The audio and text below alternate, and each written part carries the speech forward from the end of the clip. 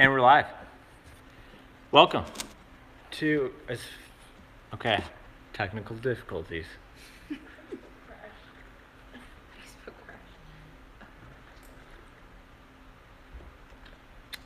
Oh, Facebook.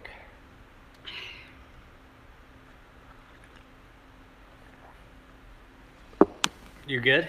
We are good. All cameras go. Today, we're talking about plastics on Filabot Live. Plastics. We got a lot of them. Josh has set up this beautiful display of polymers, plastics we have tested. We're going to go over a simple overview, talk about our systems and how they relate to plastic, which should be pretty obvious. We're going to talk about our plastic testing, give a quick overview of that, talk about our failed recycling program, or failed print recycling program, and then we'll wrap it up. But this whole video is about plastics. Filabot's mission is to utilize the widest range of plastics.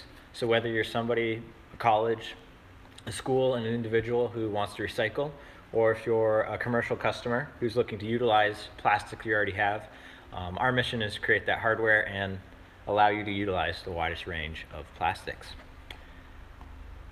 So overview of plastics. The biggest thing with plastics is melt flow. Melt flow is basically how quickly a material, a plastic, runs when it's heated up. There's a standardized test which gives you melt flow calculations. Some plastic data sheets will have that on it, some don't, and we've had some issues finding that number before. But it's really the melt flow that makes a polymer work or not. Also, melt strength is another issue, or another property you can look at. But it's really just when it melts. He's sick of me talking already. This is our shop dog, one of our shop dogs. This is Ray. Do you like us talking about you? No, he doesn't. He's not impressed.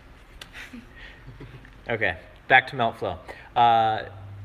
P.E.T, which is one of the main plastics we're trying to work with and solve, which we have done in our lab. We've got P.E.T filament made.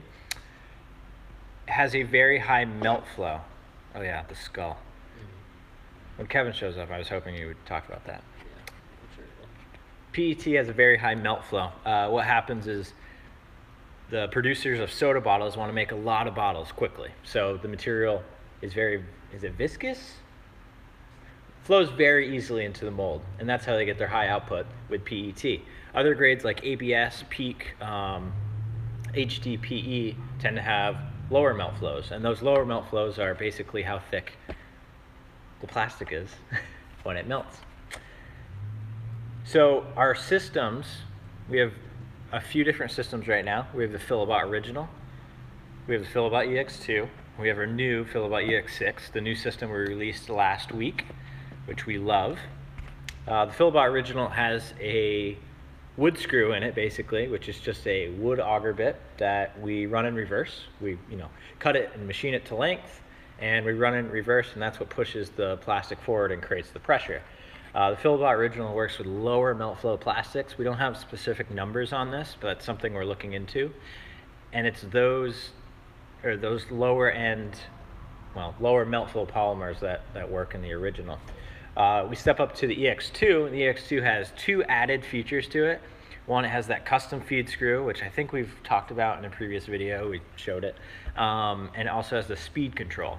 So between temperature, custom screw, and the speed control, the EX2 can go from lower range melt flow polymers up to about medium range.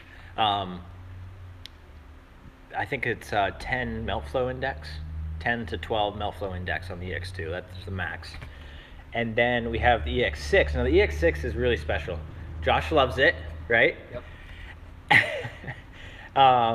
The EX6 can go from low to a higher melt flow, and we're not sure what the highest range of melt flow is for the EX6, but what's really exciting is that removable screw feature. So with the EX2, the original, you're stuck with that one screw profile, and it just, why? Are you smiling because we have questions? Oh. Do I look that funny on camera? Wow. Okay. Any YouTube questions? No, we have a comment. Yay! Let's read the comment. It says, "Speak TPU dirty to me, baby." All right, we are not going to read comments anymore. So thank you. Where were we? EX2, EX6. Screw profiles and such. Screw profiles. So the EX6 has a removable screw, which allows us to design different screw profiles. So we could have higher compression, higher feed rate, and really design the screw. You're going to fall off, dude. Ooh. Okay. He's out. He's out. Bye, buddy. It's nice talking with you. Oh, I don't want to be like in this thing. So the EX6 allows us to build custom screws to work with a wider range of plastics. And that's really what it all comes down to.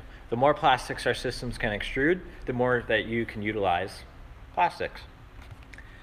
Okay, so that's kind of the overview. The EX6 is the most capable, then it's EX2, and then it's original. Kevin's not here, so we can't talk about amorphous and crystalline polymers. Would you like me to grab him, maybe? He is, I think he's on a field trip. He's on a errand. He's on a mission. Mission, got it. Kevin's on a mission. Maybe he's watching, like out there. Oh, is that him? Well, when Kevin steps in, we'll do that. Let's go over some of the plastics we have on the table. We did get them out. Let's see what we got. So these are plastics we've tested in our systems. Different grades, different colors. This is like a clear pellet. We have some colored pellets. These are mostly base grades, so these are not materials that have colorant in them, although they are different colors. The black ones here, like this one, is it's gonna be really hard to see, but it's like shards, and this is supposed to be a conductive material. We should try this one again. A lot of these plastics we've had forever, and they didn't work in our old systems, like the old style originals, which were even less capable than our new ones. So we stored them because we want to be able to run them someday. Oh, this one, is it this one? I think this one is a recycled nylon. We're calling it beach nylon. Basically, it comes from a beach. What else we got? Oh, this one's a soft one. You can kind of hear. You probably won't be able to hear that in the video.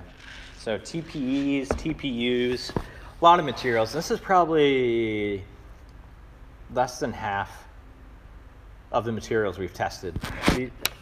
And some of these are customers' materials, so customers will have a polymer that they want to. I'm kind of diving into our next talking point here.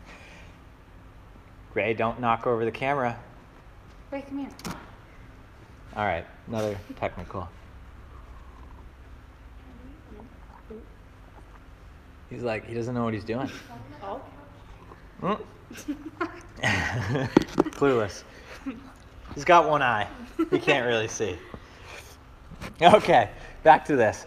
Let's talk about the testing service. So one of the reasons we have all these plastics is because customers want to expand the plastics they're using, the plastics they're 3D printing with. So we have a service. It's our Filabot plastic testing service. Ray's going to go under the camera again. Ray, you want to come over here? He does not know what to do.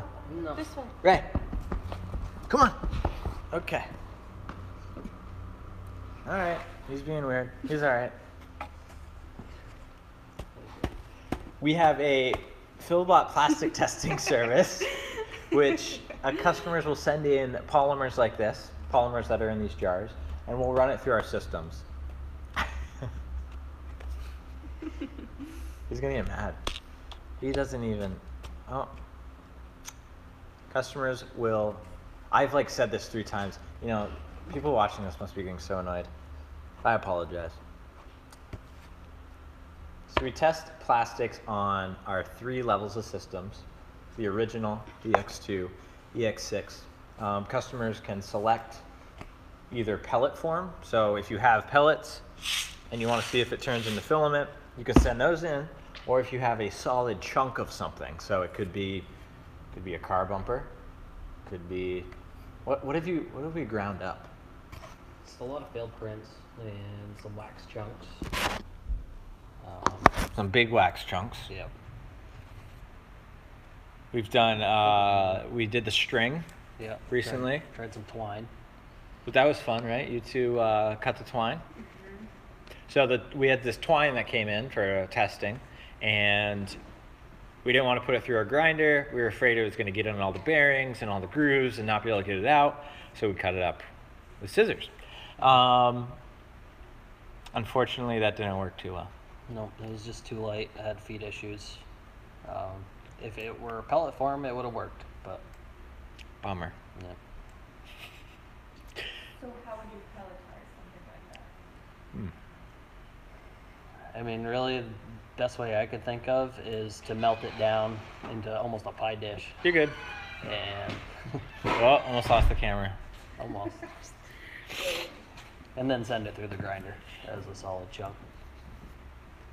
Was that a question? Oh.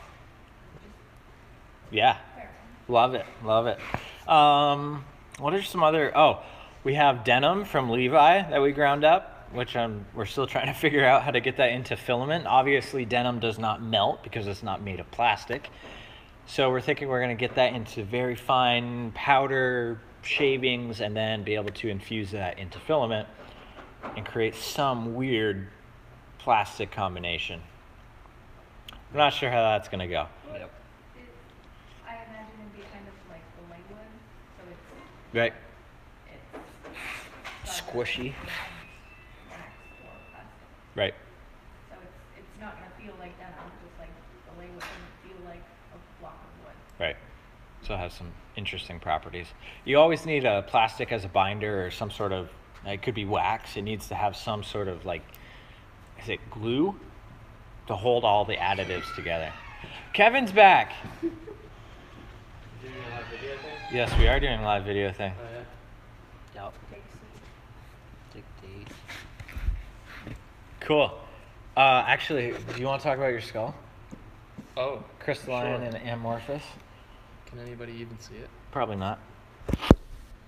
Is there a camera? Oh yeah, there you Such go. a big delay.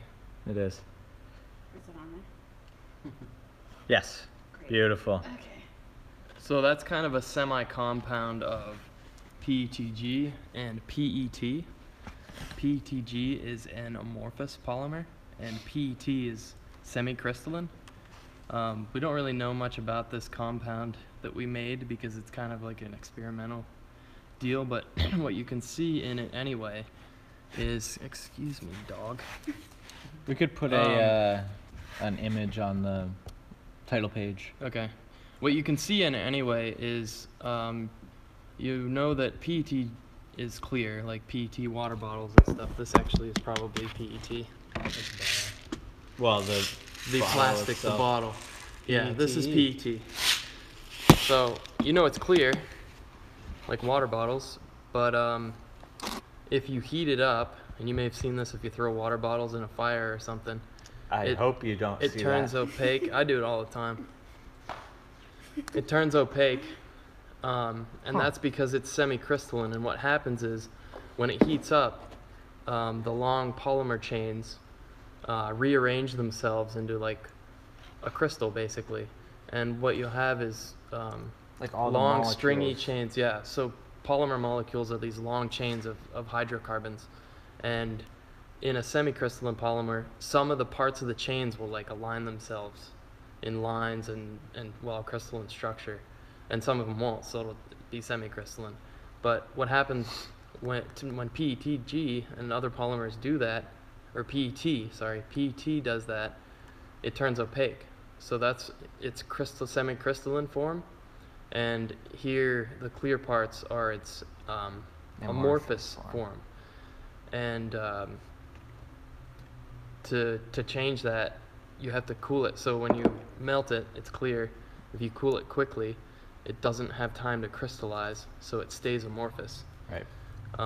The difference between PETG and PET is PETG is naturally stays amorphous, like it doesn't ever crystallize, because it has a glycol in it.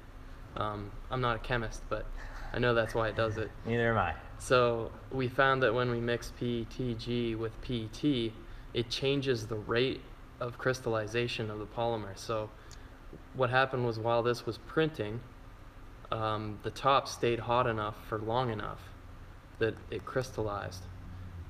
Also, when we left the polymer in the nozzle for too long, it would crystallize and clog the nozzle, because the crystalline form tends to have a higher melting point. Right, which after makes it harder to push through the nozzle of the printer or the extruder. But we got, so this is this soda bottle PET plus the PETG? It's Seagull PET. Okay, so from Parlay. Yes, I forgot the name. That's bad. Sorry about that. So this plastic is kind of like the skull is our breakthrough. We did this on the EX6, and we have an add-on we're working on that allows PET and a mixture. So I think we did a 50-50 mixture, and welcome. 50-50 mixture of PETG and PET to create the filament that was made into that print, that skull. Thank you, Kevin. So yeah, we covered some of this stuff. So melt flow, the ranges, like we don't have numbers on that, which we know. I don't know if you have anything that you want to add. Not really. Cool. Nice. I'm sure he explained it very well. Probably not. I forgot to put my Filabot shirt on. That's all right. Kevin's working on another mission right now. Thanks, Kev. Yep. All right, so we covered plastic testing. Reason why we have all these polymers. If you are somebody who has a bunch of polymers or a plastic, you want to see if it can be turned into filament, or what machine to use. What else? If you want to see if you can utilize a plastic, send it in to us. We'll let you know what machines to use and what the settings are, the temperatures, the speeds, really how to process it. Cool. Anything else to add on plastic testing? It's a lot cheaper than buying a machine and sticking your own plastic through it and ruining it. Without knowing, yeah. Without knowing what's going on. Right. If we have the parts, if stuff goes wrong, then we can fix it. So. Yep. Nice. I'll put this here so the audio picks up. All right. So the next thing is we have a failed print recycling program, which is a service.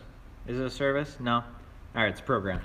A program that people can purchase on our site. We do it by pound. Right now it's $5.80. The $5.80 is what it costs us to recycle. So if you have a pound of material, you type in quantity 1 pound, pay the $5.80, send the material in to us, we grind it up, we process it, and then we're going to be extruding. Why did I get, oh, okay. Then we're going to be extruding that into filament and donating that to charitable causes. So we're really excited about that. We have over 3,000 pounds of failed grindings. Would you say it's taking up space? A little bit. There's a few Gaylords full we have right now at the moment. We get our processing a little more down packed. Mm-hmm. Yeah, recycling failed prints is pretty hard.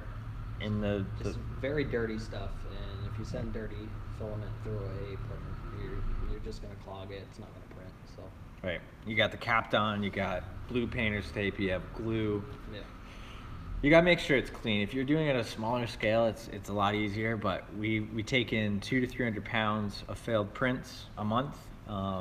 We grind them, and we're working on that whole process. And our end goal is to do that donation part. We do have a process that works, but not on that big of a scale yet. Right. So. Right. So yes, that is the recycling program that we offer to customers. This is for customers who can't afford a full, $10,000 Filabot setup, from the grinder all the way to the spooler. And they don't want to just throw their plastic away. Right. You really shouldn't be throwing away plastic. It's sad because 3D printing is, it's supposed to be this green technology that only uses, a certain amount of material to build the object, but the truth is there's waste and nobody's dealing with these waste streams. It almost brings a tear to my eye. No, but it really should. Like, there's no reason for not having these waste streams if the volume's there for it. So we're tackling that, which is exciting. Yeah. Cool. What else we got? That's the whole list.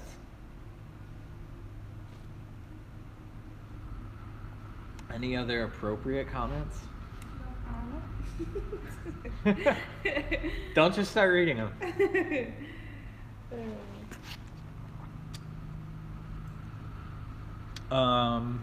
Cool. Yeah, I think we're good. So, as always, thank you for tuning in. Oh, Send us suggestions. Whitney says, send your suggestions, comments. Oh, yeah, if you have, sorry. Trying to get everybody involved in these live videos. If you want to see us extrude a special material, special additive, if you want to see us Certain cleaning procedures, how to set up a system, if we haven't covered a topic, let us know. If you want to see us 3D printing more, we'd love to hear from you, and we'll make it happen. Tell us what you want to see. Yeah. That's about it. Awesome. You can give us a call. You can email us, and whatever those social media things are, you can do that. All right. Thank you. Until next time. Filabot team out.